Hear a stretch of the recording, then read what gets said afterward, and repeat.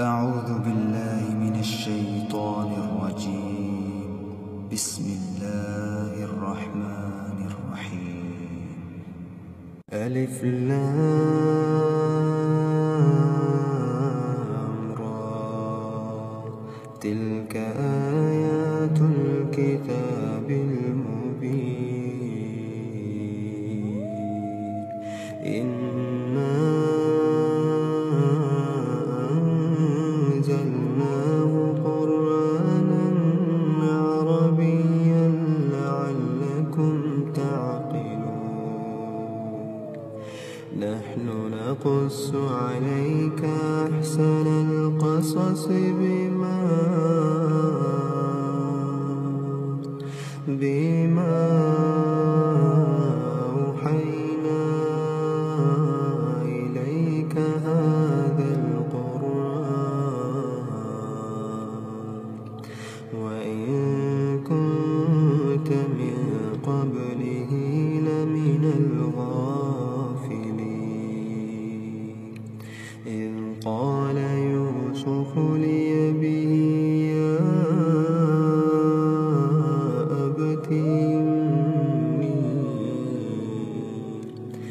يا أبت إني رأيت 11 كوكبا والشمس والقمر رأيتهم لي ساجدين. قال يا بني لا تقصص رؤياك على إخوتك فيكيدوا لك كيدا، إن الشيطان للإنسان عدو مبين. وكذلك يجتبيك ربك ويعلمك من تأويل الأحاديث ويتم نعمته عليك وعلى آل يعقوب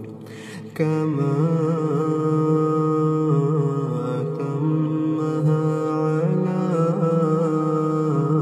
أبويك من قبل إبراهيم وإسحاق، إن ربك عليم حكيم. لقد كان في يوسف وإخوته آيات للسائلين، إذ قالوا ليوسف وأخوه أحب إلى أبينا منا ونحن عصبة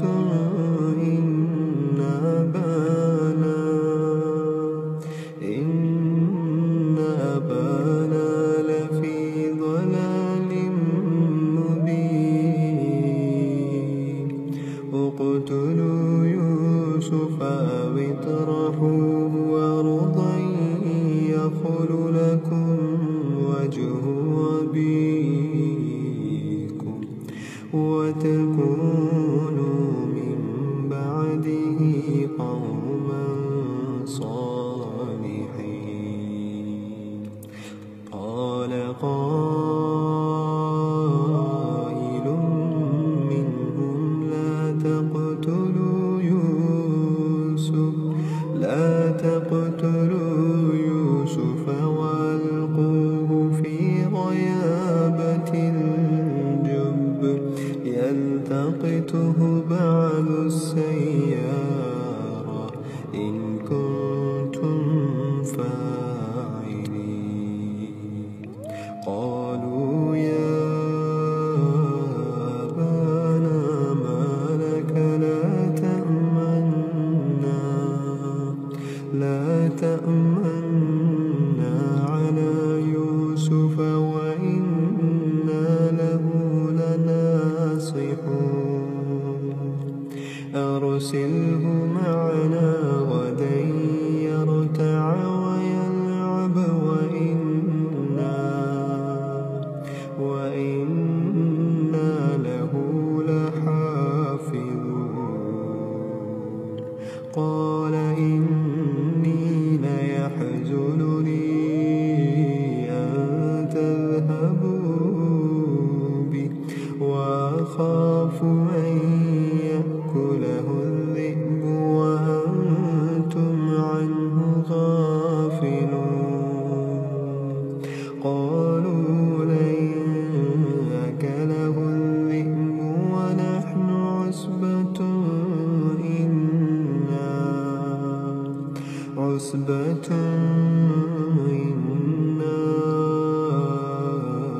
إذا لخاسرون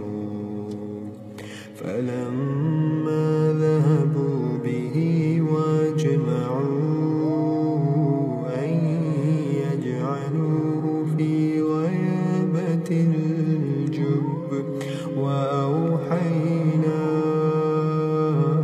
إليه لتنبئنهم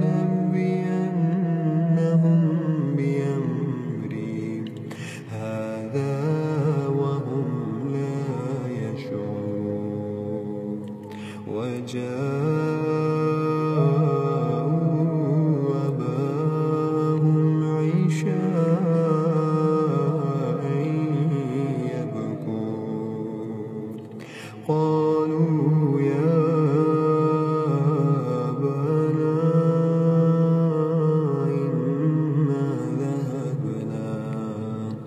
إنا ذهبنا نستبق وتركنا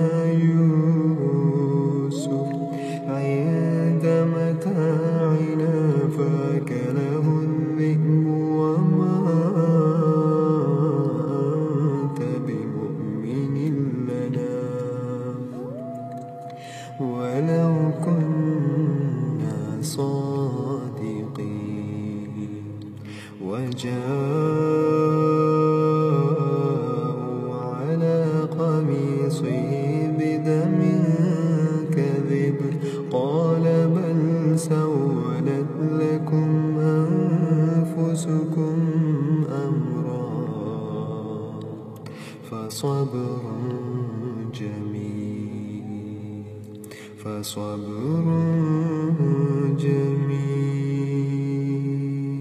والله المستعان على ما تصفون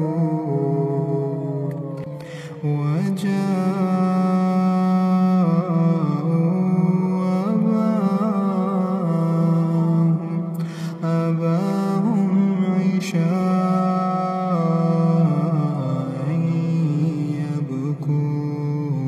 يبكون قالوا يا أبانا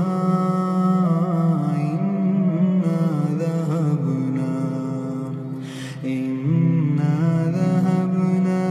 نستبق وتركنا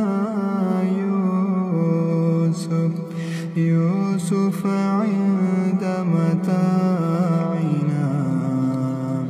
فأكله الذئب وما أنت بمؤمن لنا ولو كنا صادقين وجاءوا على قميصه بدم كذب قال بل سولت لكم أنفسكم أمرا فصبر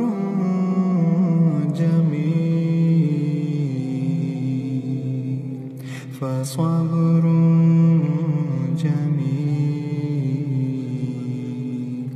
والله المستعان على ما تصفون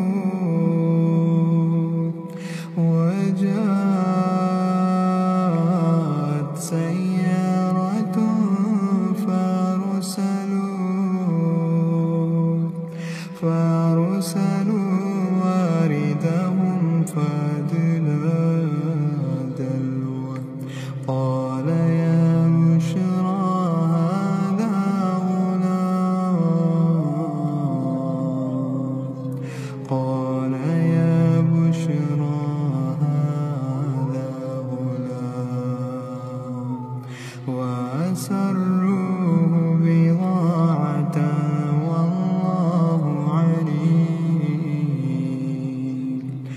والله عليم بما يعملون وشروه بثمن بخس دراهم معدودة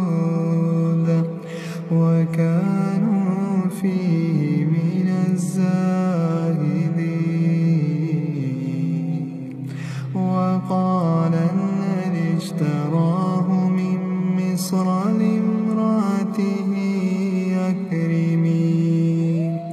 أكرمي مثواه عسى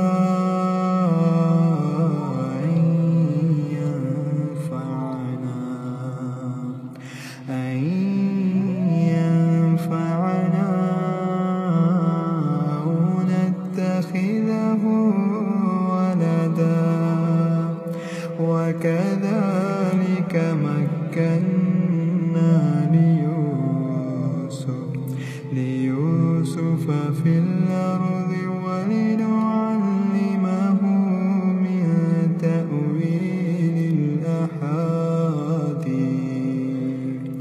والله غالب على أمره ولكن أكثر الناس لا يعلمون ولما بلغ أشده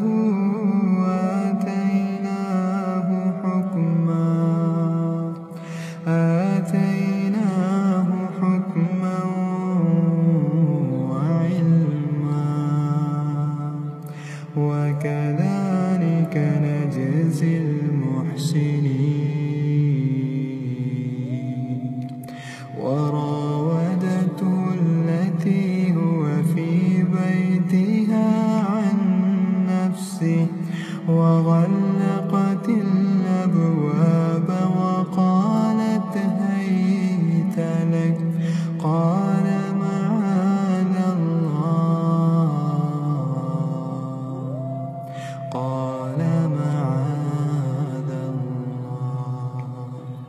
إنه ربي أحسن مثواي إنه لا يفلح الظالمون ولقد همت به وهم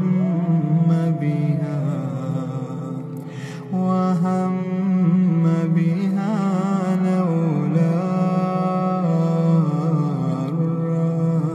برهان ربي كذلك لنصرف عنه السوء والفحشاء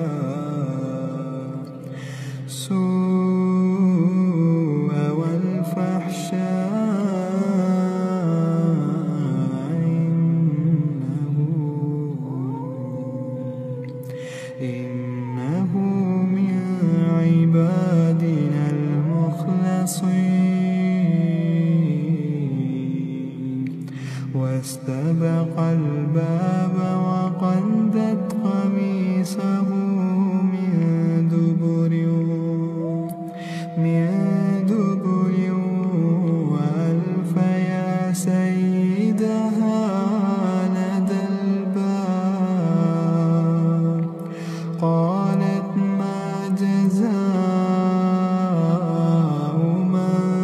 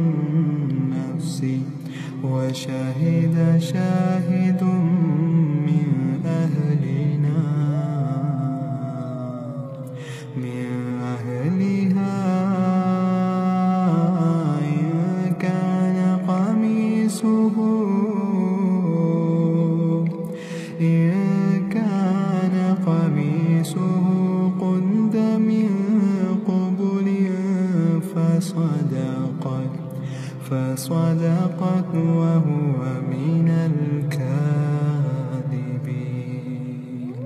وإن كان قميصه قد من دبر فكذبت وهو من الصادقين فلما رأى قميصه قد من دبر قال إنه من كيدكن إن كيدكن عظيم يوسف أعرض عن هذا واستغفري لذنبك إنك كنت من الخاطئين يوسف أعرض عن هذا واستغفري لذنبك إنك كنت من الخاطئين وقال نسوة في المدينة امرأة العزيز تراود فتاها عن نفسه قد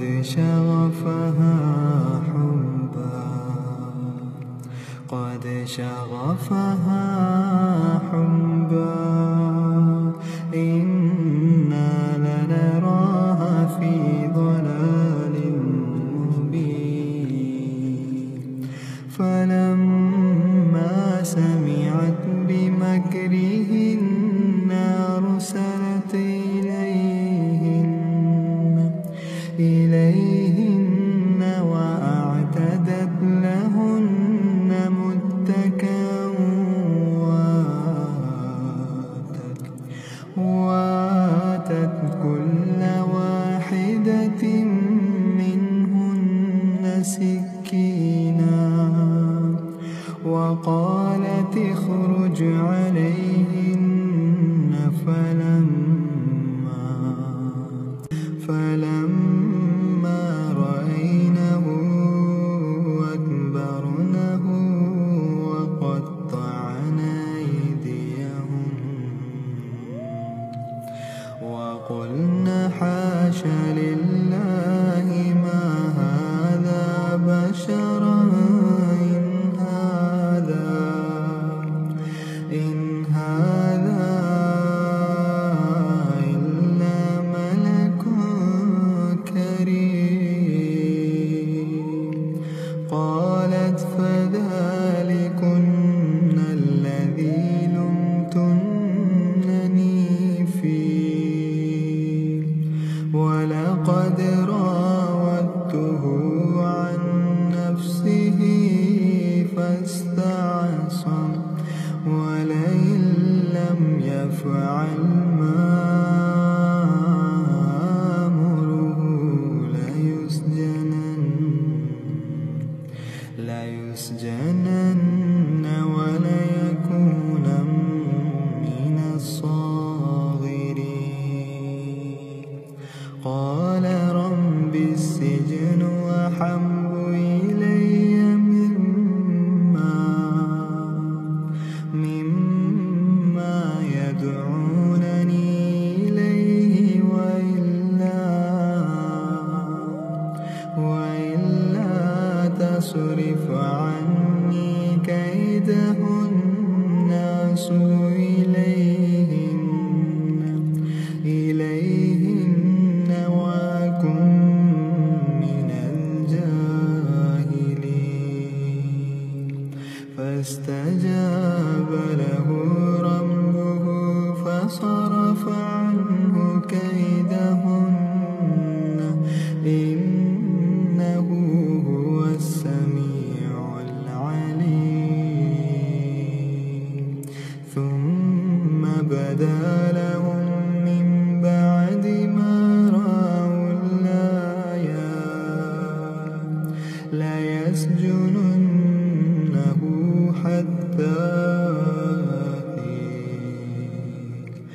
ودخل معه السجن فتيان قال أحدهما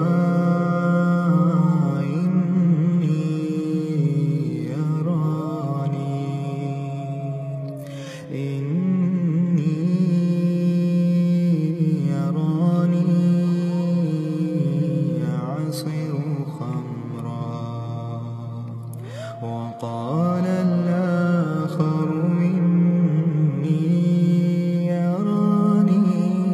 أحمل فوق رأسي خبزا تأكل الطير منه نبئنا بتأويله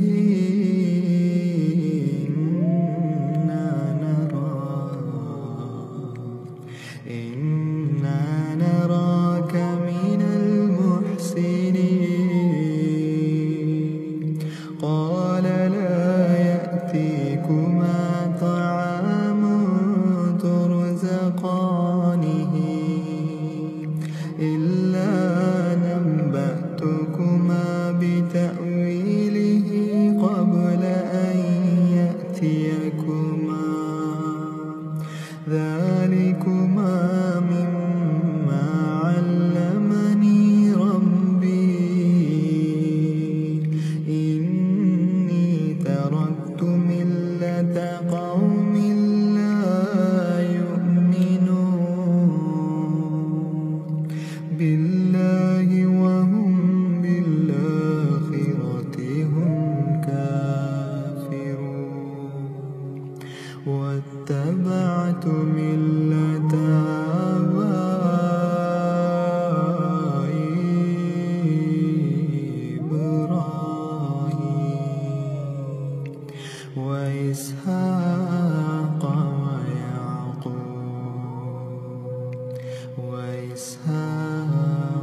ويعقوب ما كان لنا أن نشرك بالله من شيء ذلك من فضل الله علينا وعلى الناس ولكن أكثر الناس لا يشكرون يا صاحبي السجن أرباب متفرقون خير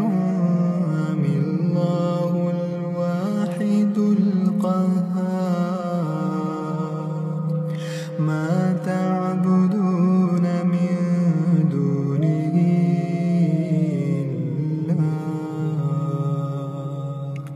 إلا أسماء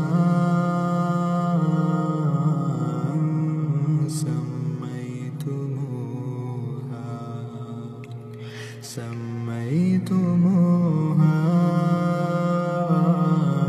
أنتم وآباؤكم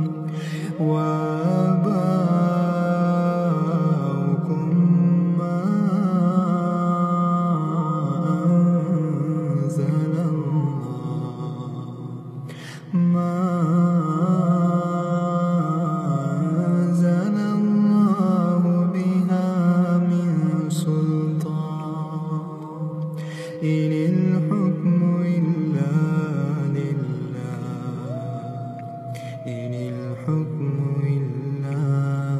لله أمر ألا تعبدوا إلا إياه ذلك الدين القيم ولكن أكثر الناس لا يعلمون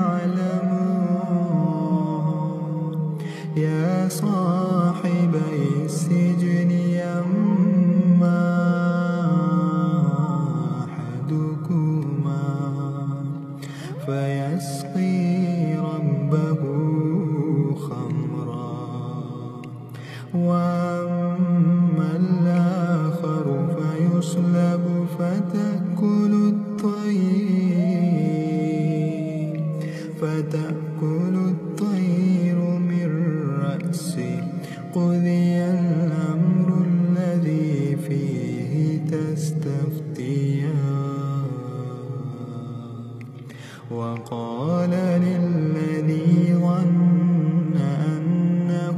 ناج منهما اذكرني عند ربك فأنساه الشيطان ذكر ربه فلبث في السجن بضع سنين. وقال الملك إني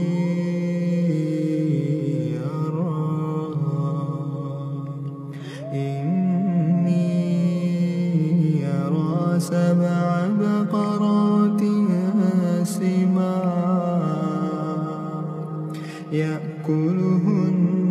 7 عجاف و7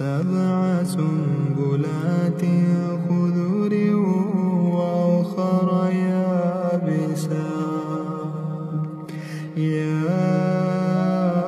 أيها الملأ أفتوني في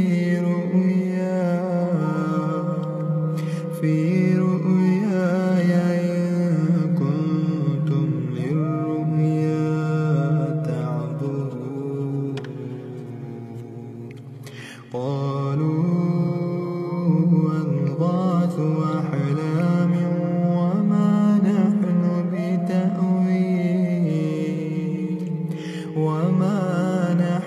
بتأويل الأحلام بعالمين.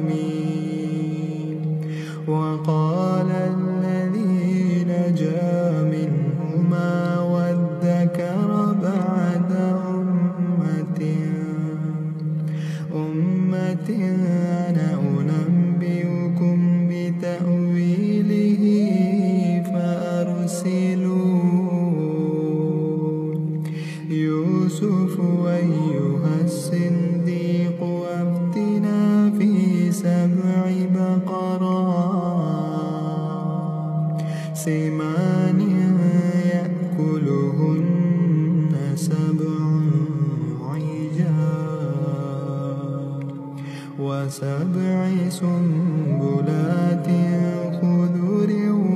وأخر يابسات لعلي يرجع إلى الناس لعلهم يعلمون. قال تزرعون 7 سنين دابا فما حسدتم فذروه في سنبله إلا قليلا مما تأكلون. ثم يأتي من بعد ذلك 7 شداد يأكلن ما قدمتم لهن إلا قليلا مما تحسنون. ثم يأتي من بعد ذلك عام فيه يغاث الناس وفيه يعصرون. وقال الملك ائتوني به فلما جاءه الرسول قال ارجع إلى ربك فاسأله ما بال النسوة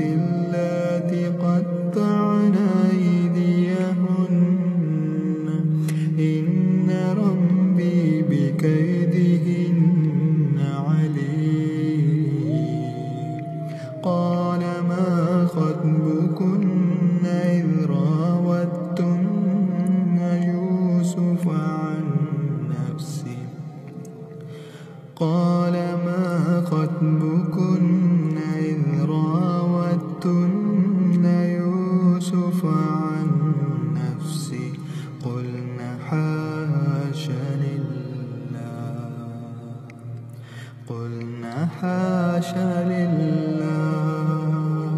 ما علمنا عليه من سوء. قالت امرأة العزيز الآن حسحس الحق وأنا راودته عن نفسه وإنه لمن الصادقين. ذلك ليعلم أني لم أخنه بالغيب وأن الله لا يهدي كيد الخائنين. وما أبرئ نفسي إن النفس لأمارة بالسوء إلا ما رحم ربي إن ربي غفور رحيم. وقال الملك ائتوني به يستخلصه لنفسي. فلما كلمه قال إنك اليوم لدينا مكين أمين. قال اجعلني على خزائن الأرض إني حفيظ عليم. وكذلك مكنا ليوسف في الأرض يتبوأ منها حيث يشاء نصيب برحمتنا من نشاء ولا نضيع أجر المحسنين. ولأجر الآخرة خير للذين آمنوا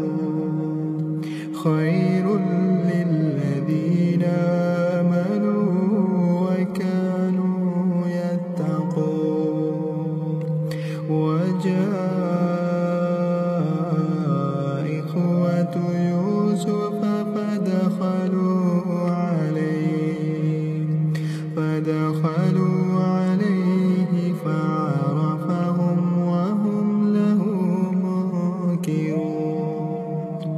ولما جهزهم بجهازهم قال ائتوني بأخ لكم من أبيكم ألا ترون أني أوفي الكيل وأنا خير المنزلين. فإن لم تأتوني به فلا كيل لكم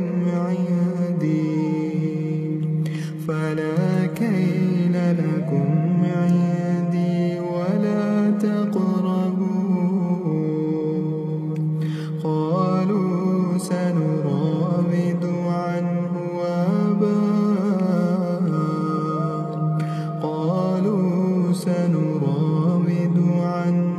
أباه وإنا لفاعلون. وقال لفتيانه اجعلوا بضاعتهم في رحالهم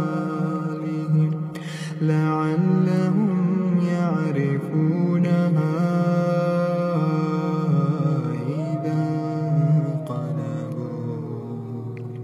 إذا انقلبوا إلى أهلهم إلى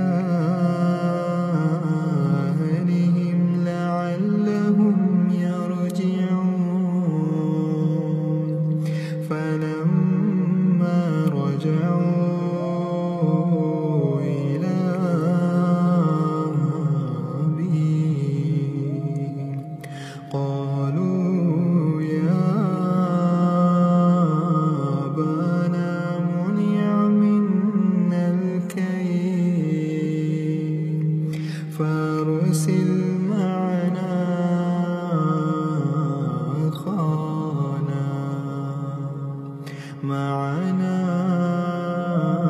قال نكتل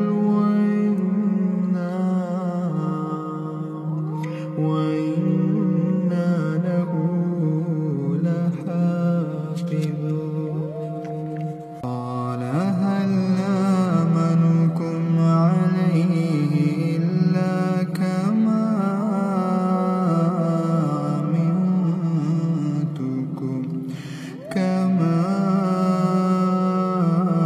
أمنتكم على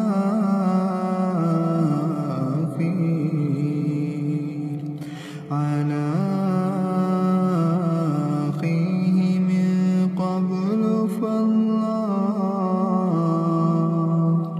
فالله خير حافظا وهو أرحم الراحمين ولما فتحوا متاعهم وجدوا بضاعتهم ردت إليهم قالوا يا أبانا ما نبغي هذه بضاعتنا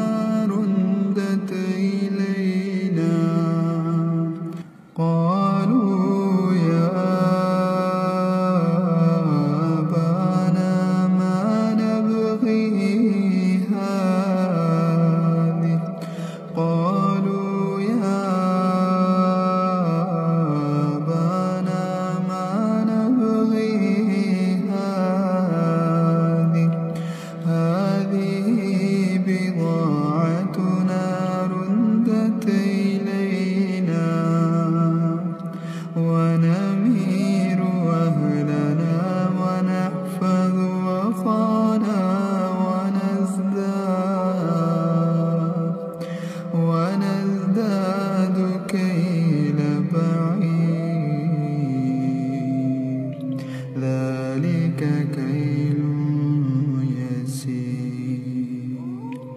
ذلك كيل يسير قال لا أرسله معكم حتى تؤتوني موثقا من الله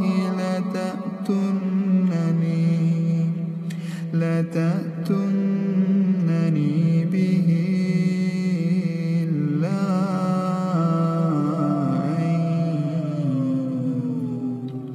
إلا أن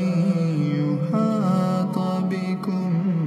فلما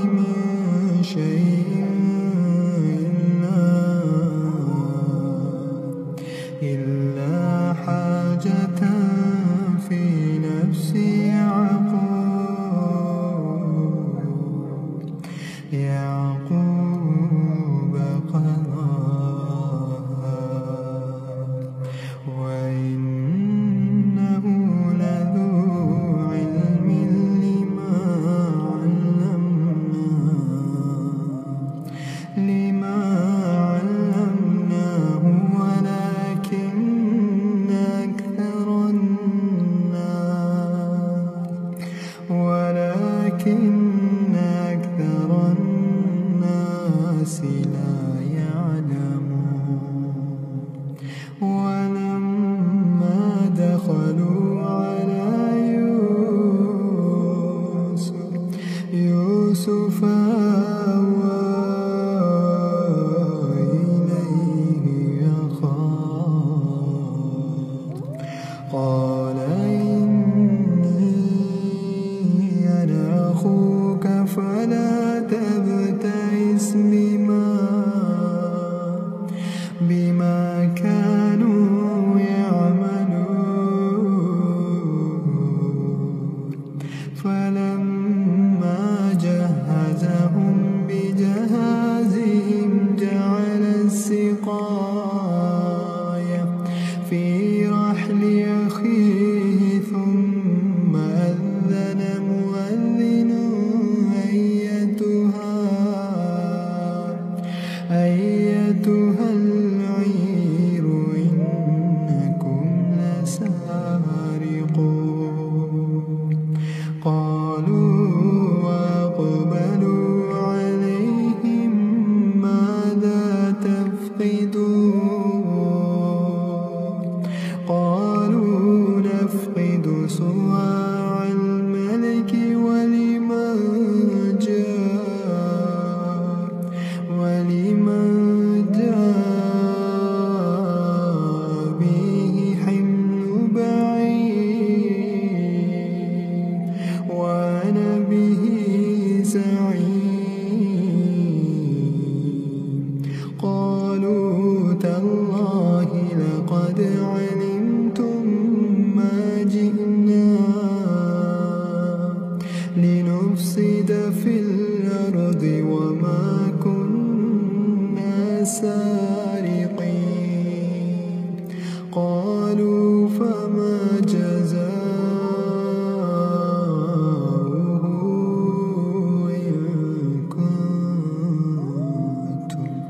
إن كنتم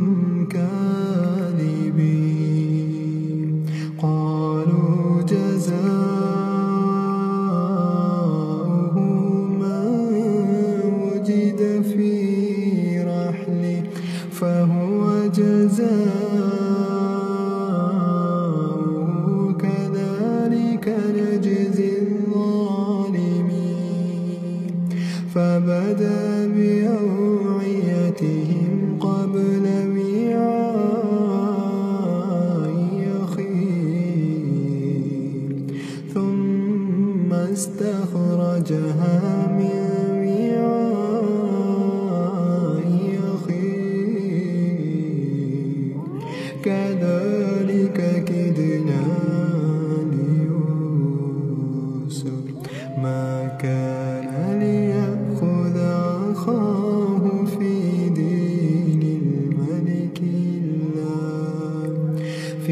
دين الملك إلا أن يشاء الله نرفع درجات من نشاء وفوق كل ذي علم عليم قالوا يسرق فقد سرق أخ له من قبل فأسرها يوسف في نفسه ولم يبدها لهم قال أنتم شر مكانا والله أعلم بما تصفون قالوا يا أيها العزيز إن له أبا شيخا كبيرا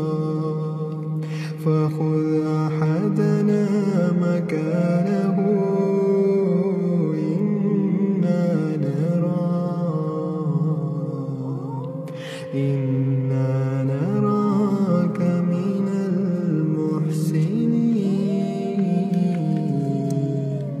قال معاذ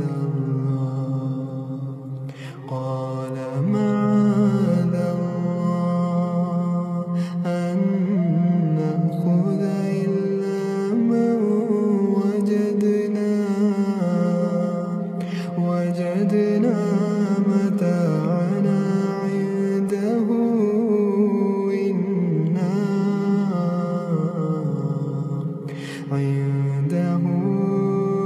إنا إذا لظالمون فلما استيأسوا منه خلصوا نجيا قال كبيرهم ألم تعلموا أن أباكم قد أخذ عليكم موثقا من الله ومن قبل ما فرطتم في يوسف فلا أبرح الأرض حتى يأذن لي أبي أو يحكم الله لي وهو خير الحاكمين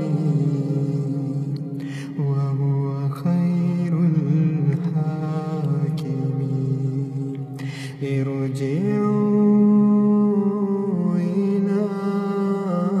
أبيكم فقولوا يا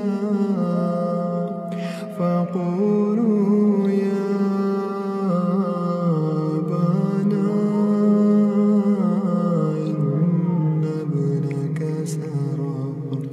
إن ابنك سرق وما شهدنا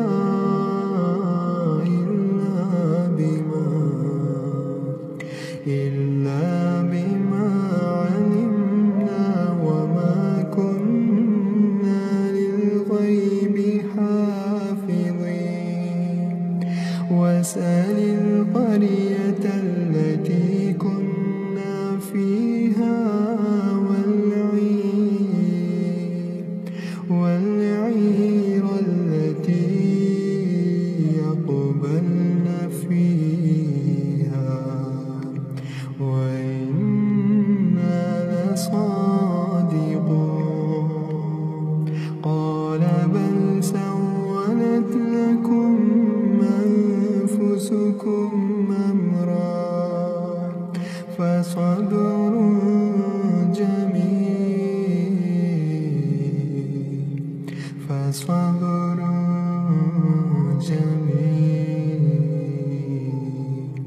عسى الله أن يأتيني بهم جميعا إنه هو العليم الحكيم وتولى عنهم وقال يا أسفا على يوسف وابيضت عيناه من الحزن فهو كظيم قالوا تالله تفتأ تذكر يوسف حتى تكون حرضا أو تكون من الجاهلين حتى تكون حرضا أو تكون من الهالكين قال إنما أشكو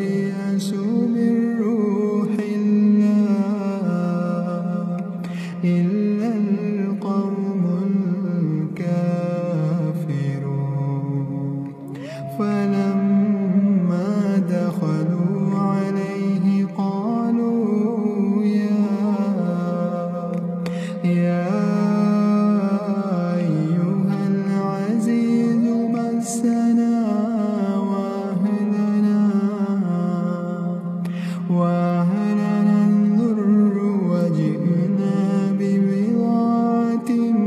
مزجنة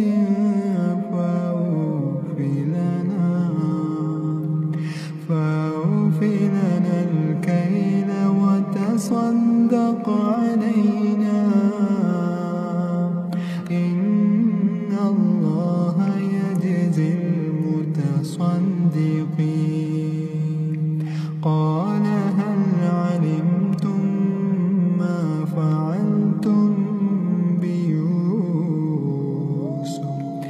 بيوسف وأخيه إذ أنتم جاهلون.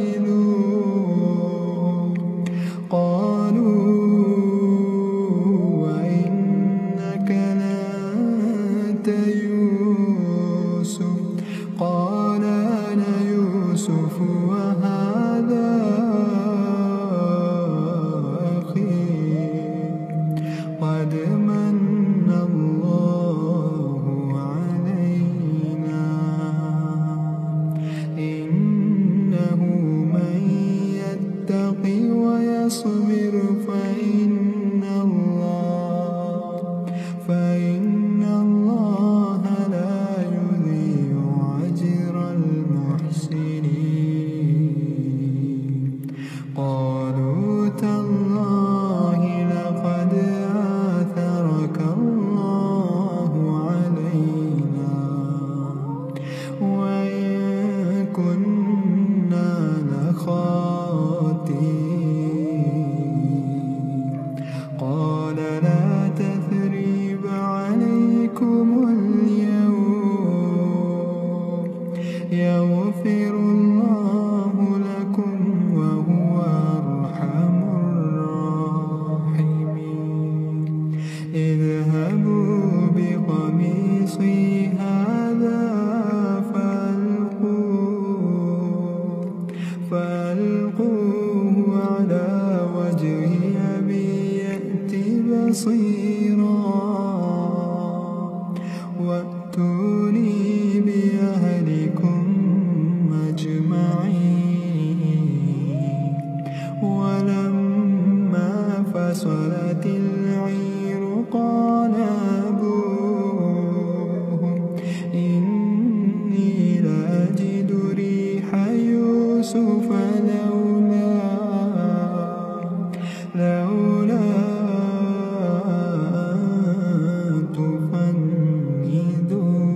تفندون. قالوا تالله إنك لفي ضلالك القديم. ولما فصلت العير قال أبوهم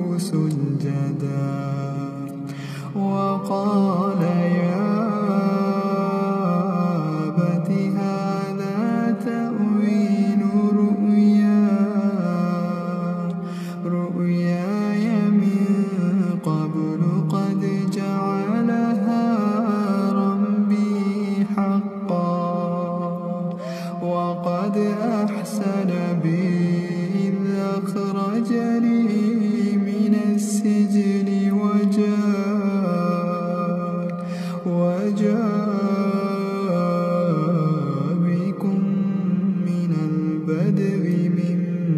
بعد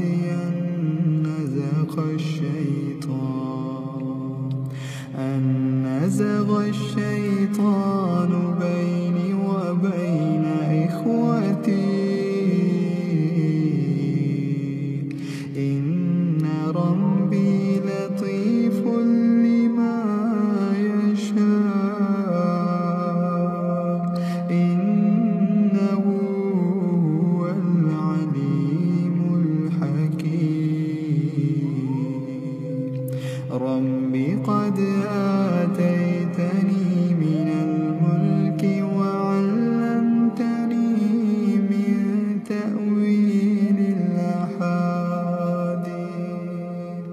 فاطر السماوات والأرض أنت ولي في الدنيا والآخرة توفني مسلما والحقني بالصالحين ذلك من أنباء الغيب نوحي إليك وما كنت لديهم إذ أجمعوا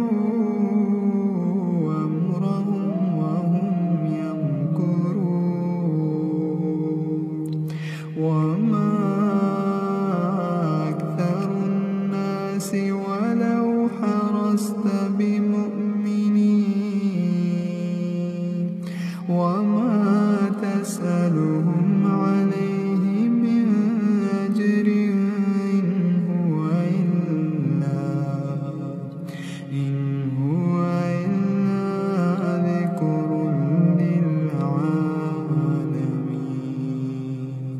وكأين من آية في السماوات والأرض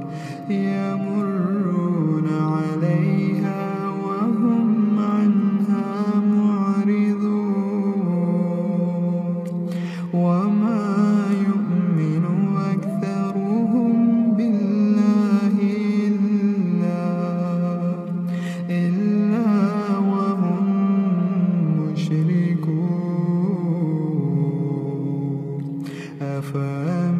أفأمنوا أن تأتيهم غاشية من عذاب الله أو تأتيهم الساعة بغتة وهم لا يشعرون قل هذه سبيلي يدعو إلى الله على بصيرة أنا ومن اتبعني وسبحان الله وما أنا من المشركين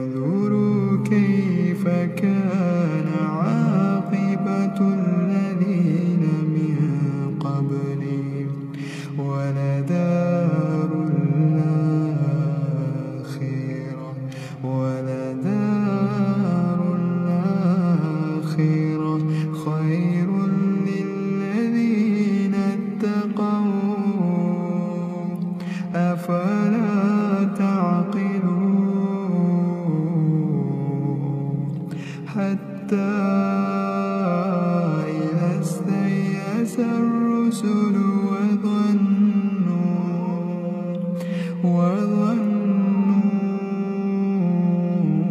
أنهم قد كذبوا جاءهم نصرنا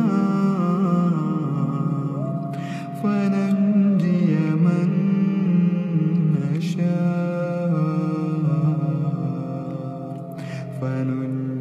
من نشاء ولا يرد بأسنا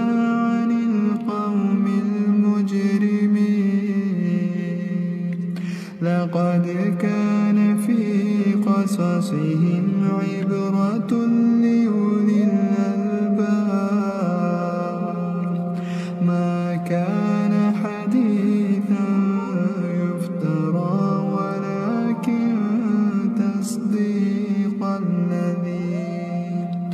تصديق الذي